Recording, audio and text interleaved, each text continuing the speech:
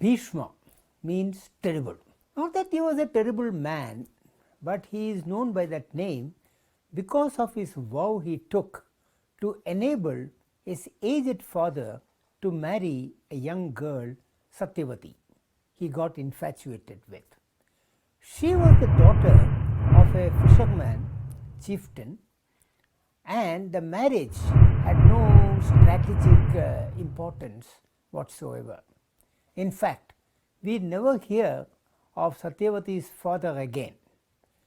Satyavati's father was very keen that her children should succeed to the throne, and to ensure this, Bheesma renounced not only his claims to the throne but vowed not to marry, so that his children would not stake their claims to the throne at a future date. His father was very pleased, and he gave him a strange boon. What was that? Death at will. He will die only when he wishes. Bheesma is revered for his vows and as an elder statesman whose selfless devotion to the ruling Kuru dynasty was absolute. He took upon himself to be the elder statesman, arranging for the marriage of Satyavati's son and then for her grandsons. Pandu, the father of Pandavas, and Dhritarashtra, the father of Kauravas, these were the progenies. Pandu was the reigning king, and he died during a hunt. And Dhritarashtra, his brother, who was elder and whose claim to the throne was overlooked due to his blindness, he became the de facto king, a sort of regent, because he was never formally crowned. Bheesma gave his opinion, advice on many matters, but they seem to have been largely ignored by Dhritarashtra, who was heavily biased in favor of his sons. Several of Bheesma's actions hold important lessons for leadership. He was the crowned prince when his father wanted to marry Satyavati, and his vows to forego his claims were without any real thinking of reflection. If Bheesma acted when it was not required, he failed to act when it was.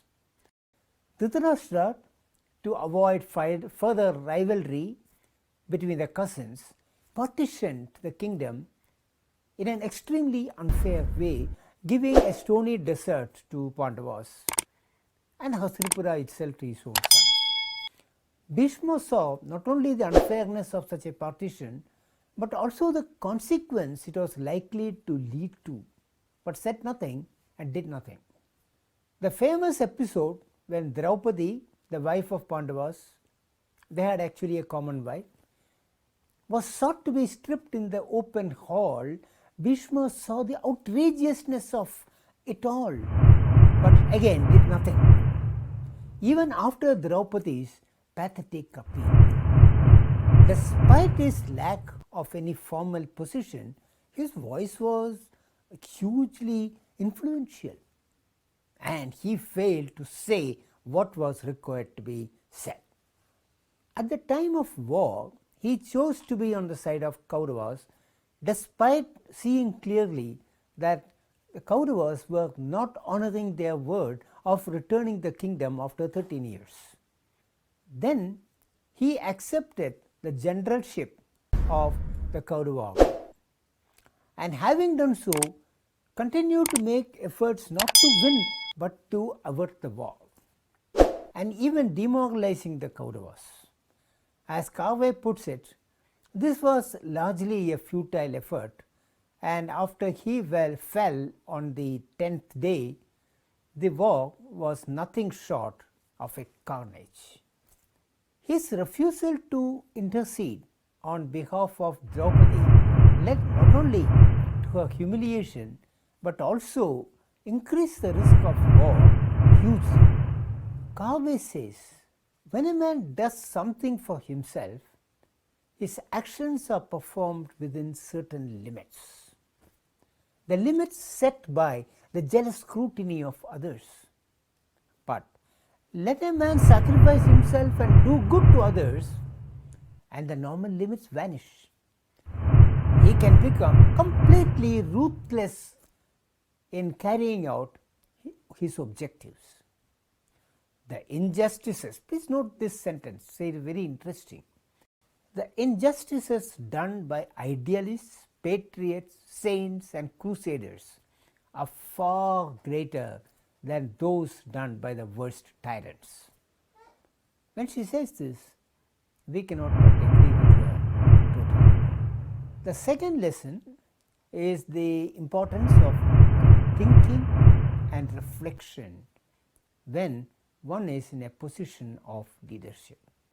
One's actions are now judged differently because it affects many more people and more deeply.